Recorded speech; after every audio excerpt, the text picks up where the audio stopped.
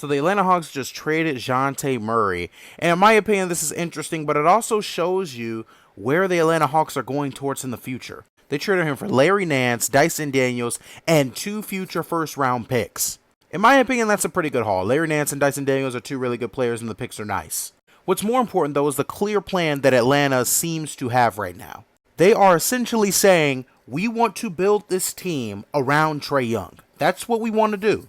They got Ricochet in the draft, who's a really good wing, a really versatile defensive wing. Dyson Daniels is a pretty versatile defensive wing, too, along with Larry Nance. They got the one guard that was contending for, I guess, time with the basketball in the backcourt, out of the backcourt. They shipped him off to New Orleans, so now Trae Young has the backcourt to himself to do what he needs to do.